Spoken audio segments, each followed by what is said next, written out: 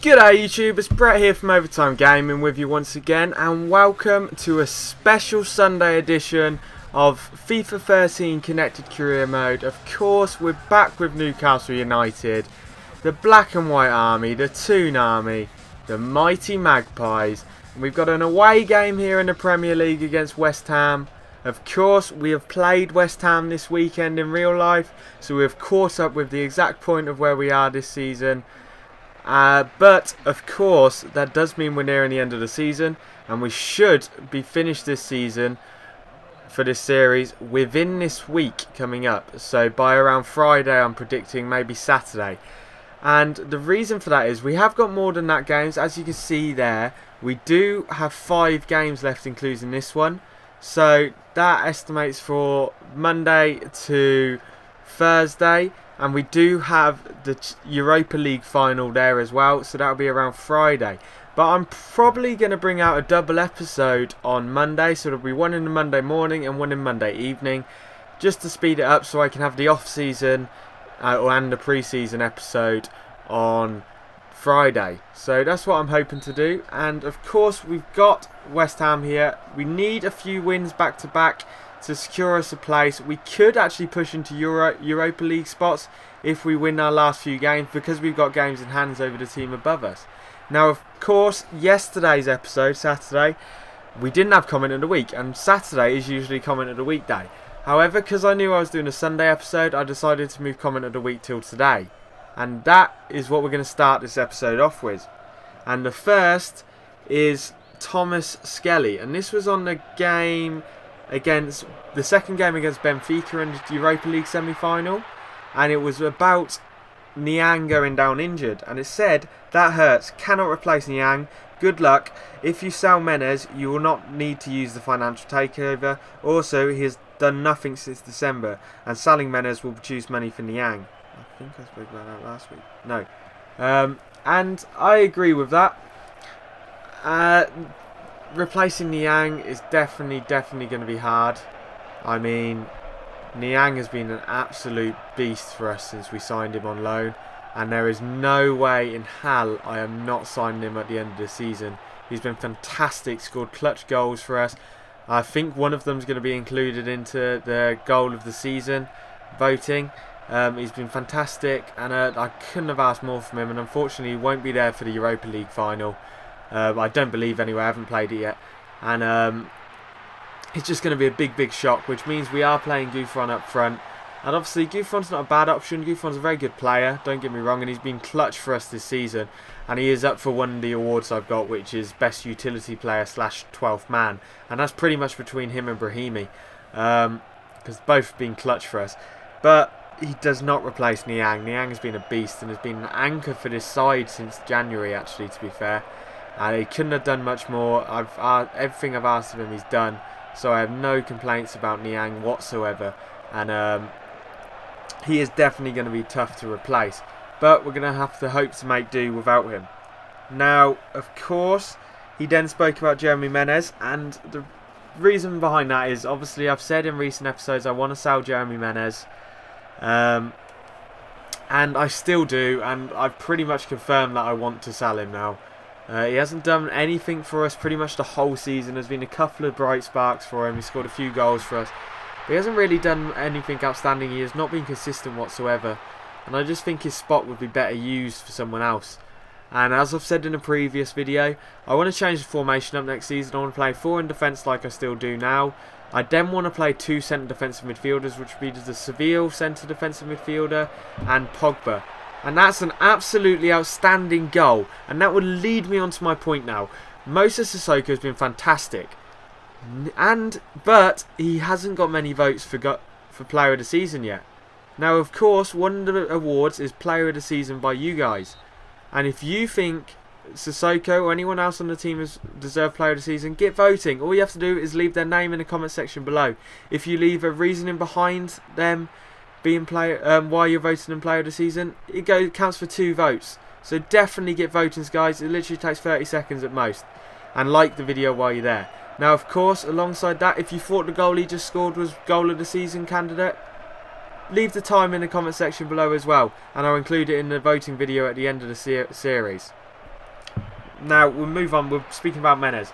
Of course, I still want to sell Menez. He's been holding up a spot in the team, and he hasn't really done much. As I was saying, 2 centre defensive midfielders, the Seville centre defensive midfielder and Pogba. I just think that will solidify us defensively and give us a bit of command and passing ability in the centre defensive midfield position. We then play Cabaye at centre attacking midfield with Ben Arfa right attacking midfield, who we are not selling. I've completely changed my mind on Ben Arfa. He's been outstanding for us the second half of the season, and there is no way we're selling him in the summer unless we get a bid of 20 million or so. And left attacking midfield role will go to Sissoko, who has also been a beast for us this season, so there is no way he's going either. Then, of course, up front will be Niang. We're also looking to sign either Giroud or Remy to be our backup striker, along with G49 on the bench. So we're going to be for a strong side. Now, of course, he said if I sell Menez, I will not need to use financial takeover, as I'll be able to buy Niang with that money. Now, he has a point there, and what a save by Ruffier. That was absolutely outstanding goalkeeping there from Ruffier. He's been extremely strong this second half of the season. It's completely showed why we paid so much for him in the summer. It's been fantastic for us, I must say. And he's right about selling Menez. I wouldn't need to use financial takeover. But what I'm hoping with the Niang deal is the fact that I can get enough money to buy him by hopefully winning the Europa League and new transfer budget and selling a couple of young unused players. And I'm hoping that's how we can get Niang. And then sell Menez to allow me to get the Seville centre defensive midfielder, and then either Remy or Ali Sissoko, who's a left back from Valencia, who's a very good player, and I want to rotate between him and Lucas Digne and then send Haidara out on loan. And that's what I'm hoping to do. But I have left it open to you. If you guys want me to use the financial takeover, it will be the lowest financial takeover I use. So I think that's only around 30 million. So it's not too much and isn't actually too unrealistic for a team that's just won the Europa League.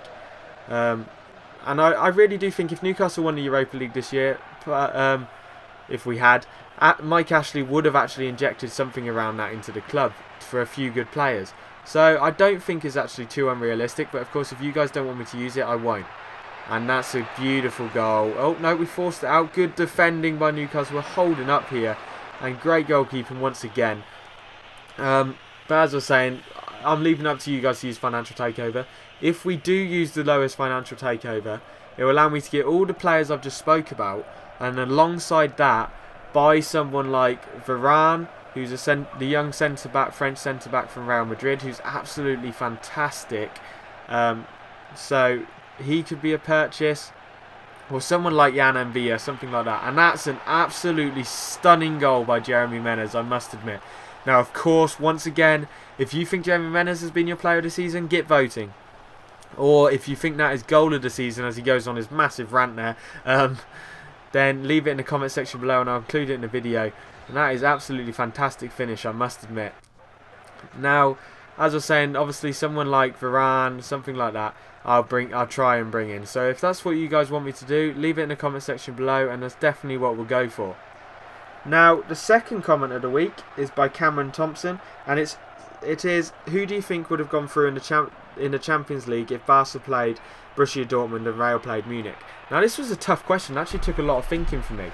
Now, I still think Munich would have gone through over Madrid because Munich are just too strong a side. I think it probably would have been around the same result, in all honesty, as well. That was an easy one for me to go through. But Borussia Dortmund, Barcelona, now that was a toughie. And that's because they look very even on paper, to be fair. I still think Borussia Dortmund would have had the edge. But it would have been much closer. So that's the end of comment of the week, guys. If you've got any comments you want to feature in the next week's video, leave them in the comment section below. It can be anything, remember, guys, and I'll include them in the next video. Now, of course, it was a huge day for English football yesterday, especially in the Championship, and that's what we're going to speak about first. The top 2 positions in the Championship have been confirmed now on the final day of the season, and of course Cardiff won the Championship, and they went up against second placed Hull, and Hull needed to win to ensure that they won promotion automatically, because Watford played Leeds and they were in third, and if Watford won and Hull either drew or lost, Watford were going up, and then if Hull drew Yeah, that's what I said. And of course, it was all on Hull basically there because of goal difference.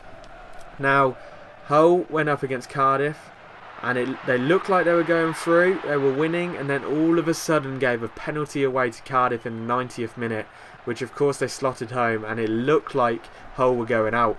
Now, the Watford game had kicked off around 3 minutes later than the Hull game. So the whole game finished, and Hull went straight into the TV room to watch the game out back, and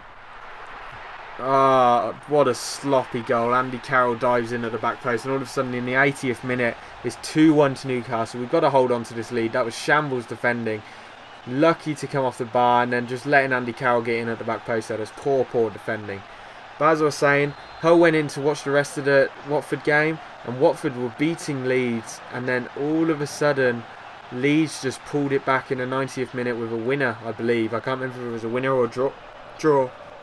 And knocked Watford out of automatic promotion place. It was a heartbreaker for Watford, who have now got to go through the playoffs alongside Leicester, Crystal Palace, and I can't remember the other team. If anyone knows who the other team is, leave it in the comment section below. I can't remember. So that was a big day down there. And then of course it got to Premier League action at 3 o'clock. And there's a number of games today. Of course, Wigan pulled out a victory against West Brom, which is a killer to the teams near the bottom. Because all of a sudden it brings them closer to us. I mean, Newcastle drew with West Ham, although they should have won really. There was a goal disallowed that just went over the line, I feel, but I can understand why a referee didn't give it, because in real time it doesn't look like it goes over the line, but it's just a few replays do make it look like it goes over the line. So I feel we should have won, but I understand why we didn't. But it's still a draw, and we're still 3 points above Wigan now, and they still have a game in hand. But right now Sunderland, who have played the same amount of games as Wigan, are only two points ahead, and they have Stoke. And if they don't beat Stoke, which I'm not expecting them to, I expect Stoke to win, then they actually are only 2 points ahead of Wigan when Wigan have a game in hand. So all of a sudden Sunderland are back in relegation. Oh my god, poor defending once again. And in the 90th minute, Mark Noble scores for West Ham with a header. Lovely ball across by Carroll. It's just poor defending once again. And it's 2-2. We've blown a 2-goal lead. Alongside that, Villa won. And all of a sudden they're out of relegation troubles. They're on 40 points now. Norwich lost, so they're on the same points as Newcastle now. So all of a sudden they're back in relegation trouble. Southampton also picked up a loss. So they're only 1 point above Newcastle and Norwich. So they're actually getting a bit worried now. Only 4 points ahead of Wigan. Just getting tight at the bottom. Luckily for Newcastle, they have the easier run next week. We have QPR, and if we don't beat QPR, we deserve to get relegated. So I think we'll win next week. Actually, I'm certain we'll beat QPR next week and confirm our safety. So I'm still confident. Of course, it's the Everton-Liverpool derby tomorrow, so that'll be a big game. If you've enjoyed the episode, guys, leave a like, a comment, and subscribe, guys. Remember to vote for your player of the season and goal of the season. And peace out, YouTube. We're heading into overtime.